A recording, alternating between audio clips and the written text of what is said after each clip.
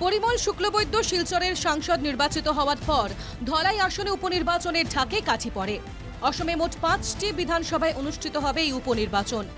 নির্বাচন কমিশন এখনো নির্বাচনের দিন ঘোষণা করেনি, কিন্তু রাজ্যে শুরু হয়ে গিয়েছে রাজনৈতিক দলগুলির প্রস্তুতি।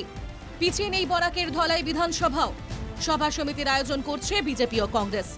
উপনির্বাচন নিয়ে কাছাড় জেলা কংগ্রেস সভাপতি অভিজিৎ পাল বলেন, ধলাইয়ে এবার জয়ের জন্য লড়বে কংগ্রেস। দেখুন, ধলাই বিধানসভা কংগ্রেসের এক সময় একটা উর্বর জায়গা ছিল। সেখানে অনেকবার কংগ্রেস থেকে বিধায়ক নির্বাচিত হয়েছেন। আমরা দেখেছি লাস্ট 2011 ইংরেজিত বীরেন্দ্র মল্লিক মহাশয় পরিমল শুক্লবৈদ্যকে হারিয়ে, বিপুল ভোটে ব্যবধানে হারিয়ে উনি জয়ী হয়েছেন। তো তাই ধলাই বিধানসভাতে আমরা সবসময় শক্তিশালী ছিলাম।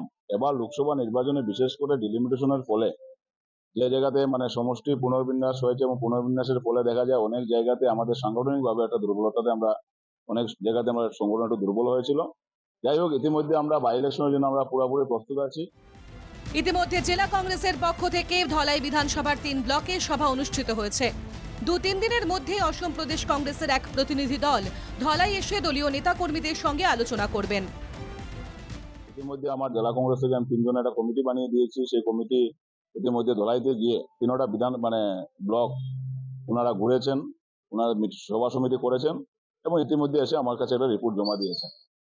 1-2 দিনের মধ্যে আসাম প্রদেশ কংগ্রেস থেকে আরেকটা প্রতিনিধি দল আসবেন। আমরা ধলাইতে আবার যাব।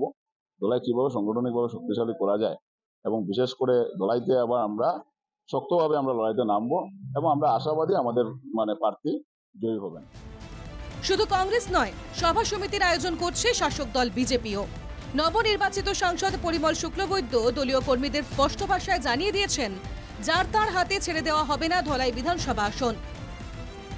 শিলচর থেকে পাপলু দাসের রিপোর্ট, এনকেটিভি বাংলা।